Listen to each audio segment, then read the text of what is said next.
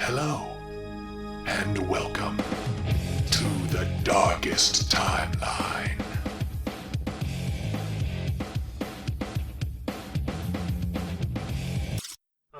Film podcast.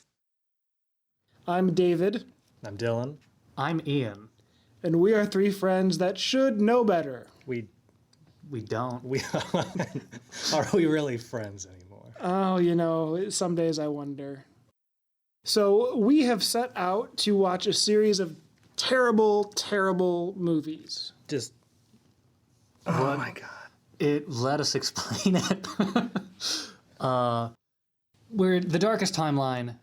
What we're doing is we start out with a Nick Cage movie. A bad one. It's gotta be Nick Cage. It's As bad as you can find. And there's plenty. There's see. Plenty to choose from. Oh my god, you'll see. Although, without getting ahead of ourselves, I think we may have found the worst Nicolas Cage movie to start season with. Oh, I'm sorry, you mean the best. So we start with a Nicolas Cage movie. We then proceed to try and find another terrible movie linked to that movie. By actor. By actor. Director, if need be. Right. So, we actually did this little experiment before. This is our first recording, but sort of in our proto season 1, we started with Outcast. Did we start with Outcast? We started with Outcast. I thought we did 60 No, seconds. because Okay.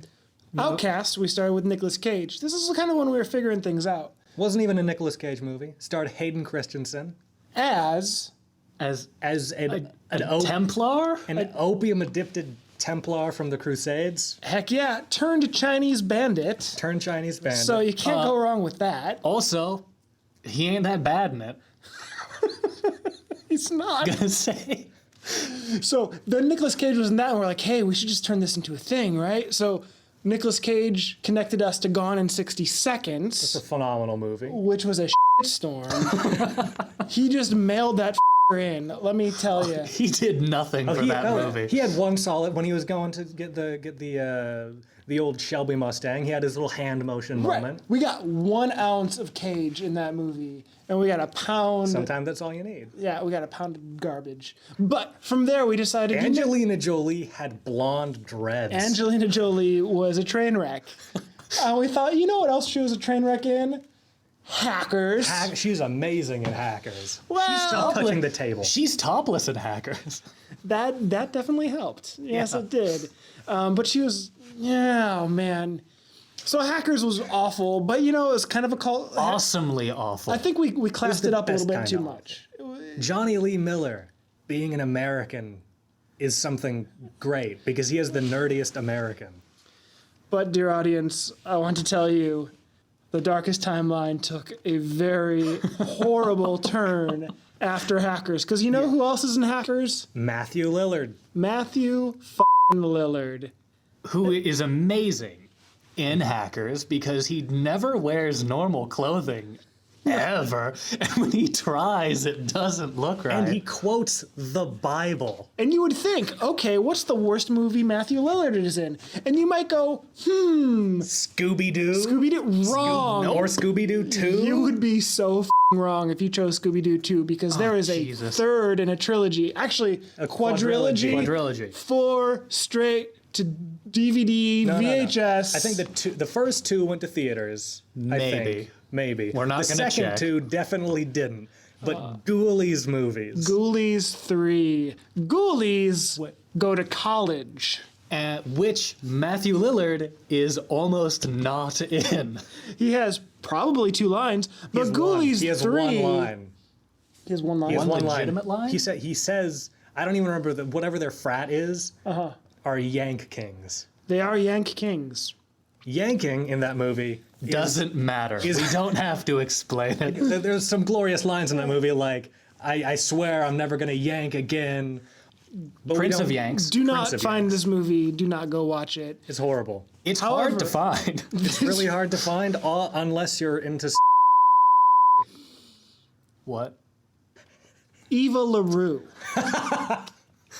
is in Ghoulies 3 as the main love interest. And Eva LaRue, we don't really She know. did okay in the movie. She did okay.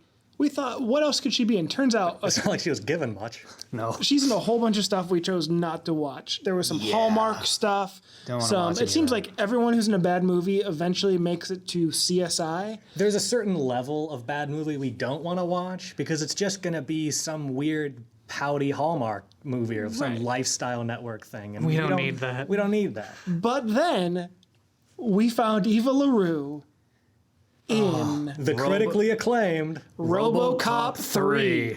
or was it panned? It was Razzies? It was acclaimed for Razzies. RoboCop 3, subtitled Death of a Franchise. Death of a Franchise. That was right before they made a, or maybe it was after they made the animated series about the highly intensely violent adult movie. I don't know where you're going with this, but we're going to move on.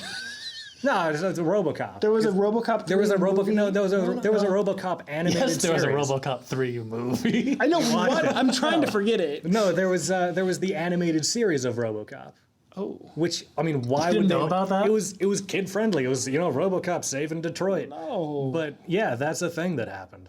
Pretty sure he punched off a Japanese face in RoboCop 3. It was a cyborg Japanese face. Oh, know yeah. No, he shot it off. Cyborg. No, he shot the dude's head off. Did he cut his head off? Someone's head got cut He killed off. him multiple times. Yeah. Right. Spoiler alert, there are clones. Also, RoboCop No, they weren't wins. clones. They were all android thing. I don't know. They were I robots. thought they were iOS.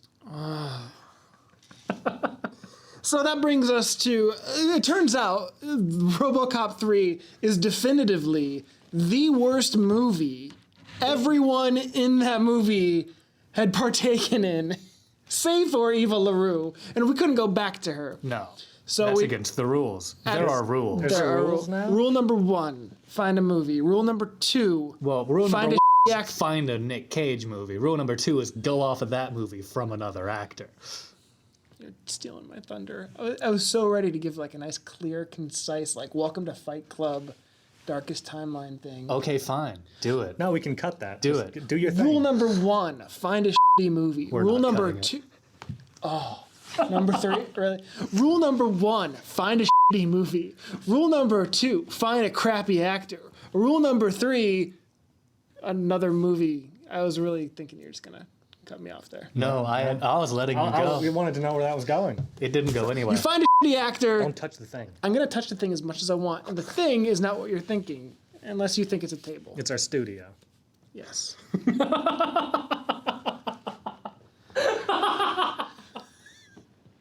Ian's an idiot. It's not a studio. So for those of you who are listening, God help you. Anyway, that was season 1 of The Darkest Timeline. And if you would like to participate in it, you can watch all those films in that order. We'll put the order on our website. We have a way out. Yeah, we'll totally have a website.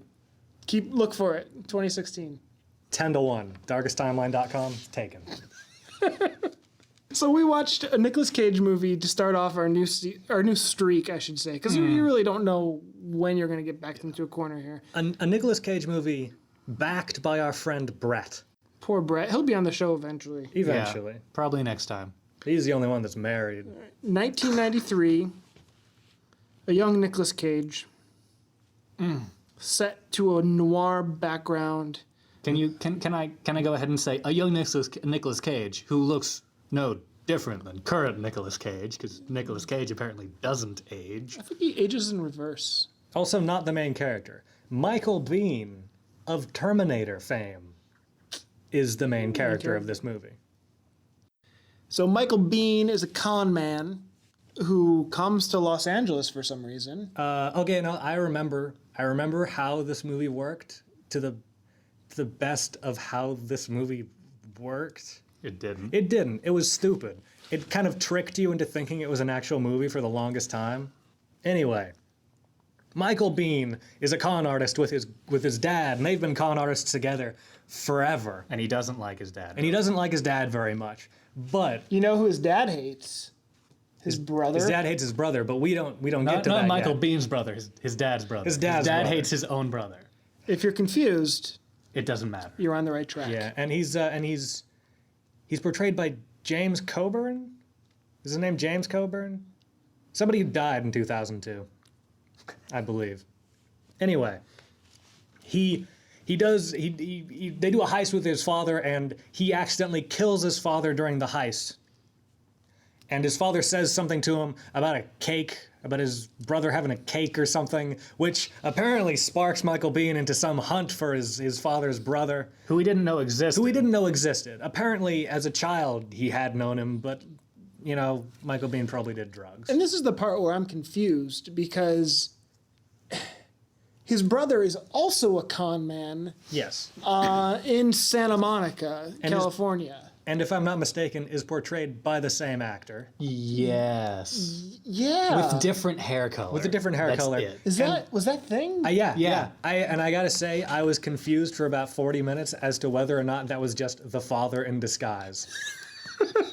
It would have worked for the movie. It would have been okay. And there was that one moment where he looked at him, what was the main character's name? I don't know. I don't care. It doesn't matter Michael to Biehn. anybody. Well, Where Michael Biehn looks at his uncle and he's like, He's Dad? like, Dad?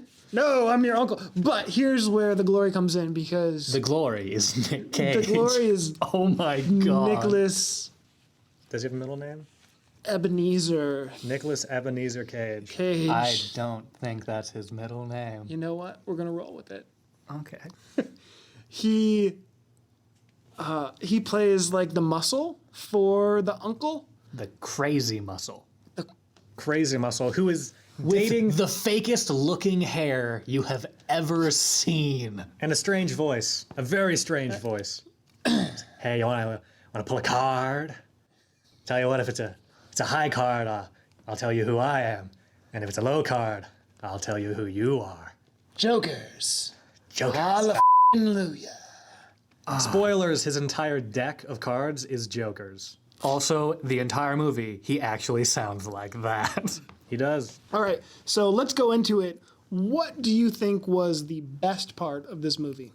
The best part of this movie was when Nick Cage found out that his girlfriend was cheating on him and beat up all those dudes in that bar. It was the most amazing thing I have. What was that one line? It was when he punched some guy, he said, "Hi, yeah," and then like he just like drop kicked him or He something. just punched him from a standing position on the ground. Oh my god. Hi, yeah. Oh, Jesus. Against my better judgment, I have to say the best part of this movie was when Michael Biehn was starting a new con with his uncle and went into a pool bar and met the hardest working Charlie Sheen I have ever seen. Describe for me this Charlie Sheen. Charlie Sheen is probably not playing a character in this movie. Charlie Sheen is playing himself, and they found him at this billiards bar with his coke nail intact and in several shots prominently. That looked like an implanted nail, like it was an iron nail. It was silver. Yeah. Like it was special, his special coke nail. He didn't want to get any actual like fingernail on his coke. Anyway, he has a smoking jacket on and he's playing pool like a genius. And he's saying all of his lines From memory. like he's an actor or something at the pool ball, and it's phenomenal. I loved it. And this is just after Nicolas Cage dies, so we lose. Spoiler. Nicolas Spoiler. Cage dies. Also, his hair wasn't real. Why don't you go on more about that? His hair wasn't real. There's not much else to say. There's the whole thing, right? The big reveal is the whole time it's like, oh, this is awful hair. Oh man, he just needs to put a comb in it or whatever. And finally, he's getting a fight with Sean Bean, Michael Biehn. Michael Bean, and like there's for some reason at like a McDonald's of some sort. No, and it was some kind of food stall in a marketplace. And there's a deep fryer in the middle of the night that just happens to be on. And so he's trying to put Michael Bean's... I don't think it was. I think he turned it on, which would mean they must have been fighting for at least 45 minutes to get that oil up to temperature. Or it's a very special deep fryer. Or this movie just might, I'm spitballing here, have continuity issues. So Nicolas Cage has got his hand on Michael Bihn's head, and he's trying to deep fry him. Right? He's just like he's going 100% Cage. The best way I can describe this is if every Nicolas Cage movie was a drug, this movie would be 100% black tar Mexican heroin. Nicolas Cage just uncut, like he's like salivating, and he's trying to put his Michael Bihn's face into the fryer, and then like in the last minute, Michael Biehn switches around and rips off the wig. Wow, he looks a lot, I think, like an older Deadpool. Oh, you mean after the oil? Yeah. Oh, okay. And so, like, yeah, he basically drowns Nicolas Cage in hot, boiling oil. I 100% expected Nick Cage to come back from that. Right? And he didn't. He was actually dead. And he could have easily been that third guy we meet, who after Charlie Sheen disappears for the rest of the movie, after they go in the next room, they meet a man. We'll get there. We'll get there. Okay, So we'll get there. Your best part was the fight. the fight. Yours was Charlie Sheen. I think I'm gonna pick one. There's a moment where Nicolas Cage, someone tries to kill Nicolas Cage by strangling him out, and Nicolas Cage is able to grab a knife from his boot and stab the guy in the thigh, and he comes home and he's just incensed. He's just livid, right? So he pulls like a Kramer, where like he slides into the room and slams the door behind him, and he yells at the top of his lungs, "They're trying to kill me!" It was gorgeous. It was the most Nicolas Cagey thing I've ever seen in my entire life. So honestly, if you want to see the best Nick Cage ever, you must see Deadfall. The first half of Deadfall. The first half or so of Deadfall. The middle, kind of first third-ish. Right. Watch it with a friend and with alcohol. with alcohol. That's your friend. Yes. So what do you guys think was the worst part of... Holy Can we I say think the most uncomfortable part was that the 5 minutes of softcore pornography in the middle? There was softcore porn. Was that Michael Biehn and the main chick? yes, Oh yeah, because Nicolas Cage had never slept with his girlfriend. And they had the weirdest awkward relationship too. I think for me, the most laborious part of this movie, especially in what can possibly be considered the first act, Can we call it the plot? Is that what it was? well, everything was so... Like, there's this moment where he sits down and has a meal. But he doesn't just sit down and has a meal. First, like, he walks over to the cash register. He buys the meal. They give him the yeah. cup for the soda.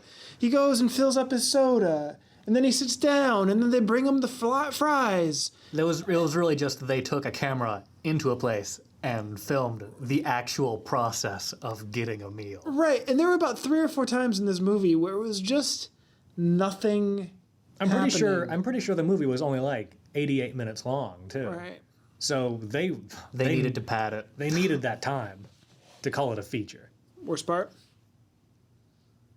The plot. The plot. Okay, I'm sorry. sorry. The end. What plot? Okay, no, let me was take a that back. plot. A specific portion of the plot, the MacGuffin of the movie, which was a physical cake which contained the ring that that Michael Bihn's father's character was going to give to his mother, who we never see and is apparently dead.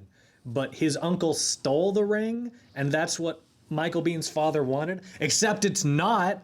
That's just like a false MacGuffin that he didn't need to tell his son to go and find the cake. He just needed to tell his son to go find his brother, because that would have had the same effect. They didn't need to show the cake. They didn't need the wife's story yes, the brothers hated each other. Good for them. But they didn't need a MacGuffin that didn't matter. Yeah, they just needed him to go and tell No, his uncle. that's my thing. You go do yours. Oh, Your own thing. Well, I mean, that was bad. Yes, I agree. Oh, The worst part? I'm gonna say the worst part was the end. I don't even remember how That it was ended. pretty bad. The A end. carousel. Oh, Okay, I well, remember there's that. the carousel, I don't but remember how it before that, ends. like when he's doing the almost exact same con that he'd done with his father in the beginning of the movie, but with his uncle in the end of the movie, and the con goes, you're supposed to like fake shoot. He's supposed to fake shoot his uncle. He real shot his father accidentally. He was supposed to have blanks, and he knows he has blanks in the gun at the end, and he can't bring himself to fake shoot his uncle. And so then someone else actually shoots his uncle, killing him. He takes this money, everyone else dies practically, and runs. And then he goes around this corner, sees the girl he's been dating, dressed up as his mother. We all can tell it's her, but he can't because he's insane now. And then his father, who's dead, comes out of the woodwork and is like, this all went just to plan. And how would it have worked out that way at all? Michael Biehn, the only way Michael Biehn could have ended up with that suitcase is if he decided to not shoot his uncle and someone else actually shot his uncle. Otherwise, everything would have gone perfectly. His father was banking on PTSD. Yes. His father was like 100% like, I need to give my son PTSD, so then he can't do this thing that I totally know my brother will do later. Well done. And right. it can't. If you could change one thing about this movie to make it good, would you? No. I can't say that there would be one thing, and I can't commit to an action like that. If I had to For this change movie. anything, it would have to be after Charlie Sheen's part, because anything before that, seeing Nick Cage, all of his stuff amazing. Seeing Charlie Sheen, everything amazing. Anything around them that happens changes. Mr. Handclaw. We never which even got to Mr. Didn't even Handclaw. talk about. There is a man just after Charlie Sheen's scene, You know what? I would change him because he didn't make sense at all. or matter. Or matter. Would- He didn't. I You know think what? we We'll should just just yeah. leave. You go watch the movie. Have a good day. Have a day. Yeah. Have a day and watch that movie. Jolly old Mr. Scissorhand. I think if I could add one thing to this movie, Add. thing that I was missing when change, the soundtrack. I would like to have seen a steamy late 80s, early 90s saxophone solo. Oh yeah, yeah. I mean, cannot remember the soundtrack for the life of me. I'm pretty sure it was just repeat techno garage band music. Oh, it might have been. I can't remember. All right, gentlemen, we have one more thing to do. Mm-hmm. What is next on our list of movies to watch? Oh my god. You have a list? We have a list of possibilities, right? We have a list of possibilities. And because you totally sent out an email that I might or might not have read. It's in a sad state of affairs, and in a sad turn. We cannot choose another Nicolas Cage movie. See, I don't know why that's a thing. It seems We'd run out of Nick Cage movies too quick. Right, but if we watch a Nicolas Cage movie because another actor brought us to that Nicolas Cage movie, I think that's kosher. yeah, but is that what happened with the next movie? Yeah. Are you sure? Yeah, none of those... Who else is in that movie besides Nick Cage? I mean, obviously there's more people in that movie besides Nick Cage. Oh, no, Brett's... Okay, so here, going from Internet Movie Database, we pulled 6 possibilities. First is Bill and Ted's Bogus Journey. Horrible movie. The second is... I must be honest, I have never seen that. Oh, it's a pretty bad one. The second is Nicolas Cage's Ghost Rider. I have it on Blu-ray. The third is Escape from Los Angeles, I don't know why I don't have that on Blu-ray. which, by the way, is a sequel to... Escape from New York. Escape I love from both New those York. movies. Also, Escape from LA is Escape from New York. It's just in LA. It is no different. Mars Attacks. I know why I don't own that on Blu-ray. I'm pretty sure Mars Attacks might be a little too highbrow for us. Yeah. It might be. It's too The lauded. production value is a little too much, I think. All right. Jack. Isn't that Robin Williams movie? It's the Robin Williams movie where he gets older at like 4 times the rate. Who is... So he's 10 and he's 40 years old. So it's like backwards Benjamin Button? Or Which is just normal is aging, this called I guess. fast forward? Who is bringing us to that movie? Oh man, I wish I would have wrote these down. And what's Yeah. the other? What's the next one? The Vampire's Kiss, Vampire's Kiss. I've never even which heard of that. is so incredibly bad, and it stars Nicolas Cage as the primary character. I definitely want to hold on to that one for Okay. the next Okay. time we run out of ideas. Next season, doing Next that. season. But I would have to suggest, instead of the first Ghost Rider, which is kind of all around a meh movie, the second Ghost Rider has a lot more just stupid going on in it. Right, but the Darkest Timeline dictates that we have to have two connections. Two connections? Or What no, are, it has what, to- are, what are the both connections for the... Gosh, you guys are killing me here.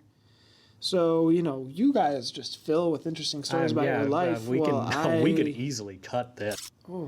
Sean, Did you say Sean Bean again? I did. It's Michael Bean. You were reading it on IMDb. Okay, Ghost Rider Mm-hmm. 2007 comes to us through Peter Fonda.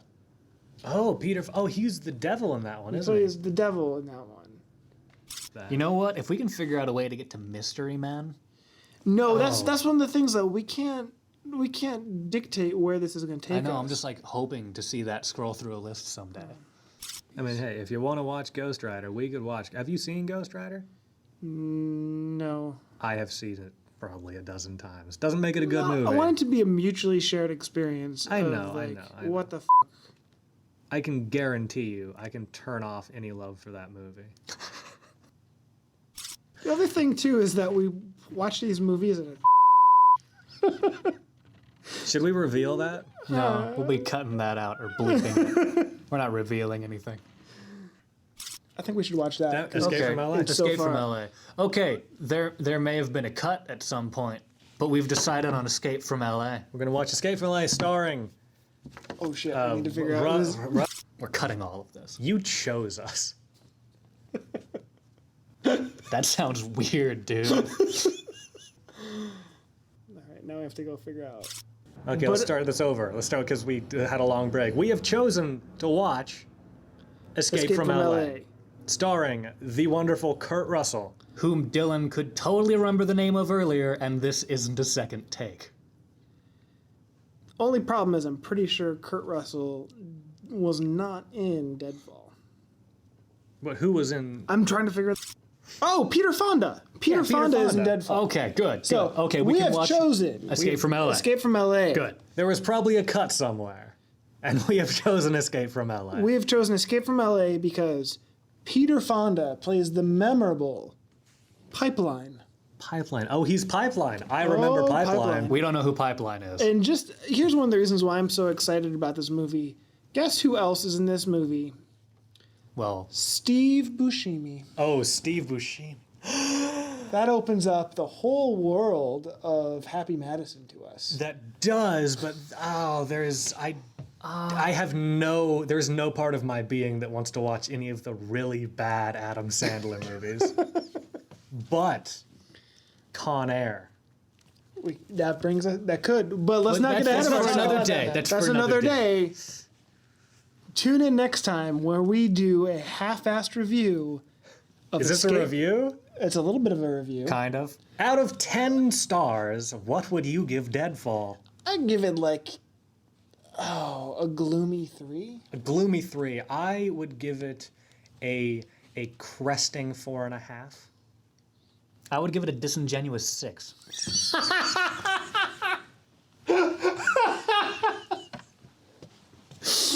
All right, so tune in next time where we watch Escape from LA and we, Do that again. yeah. I am cautiously optimistic. All right, go home or something. See you next time. Goodbye. We need an outro.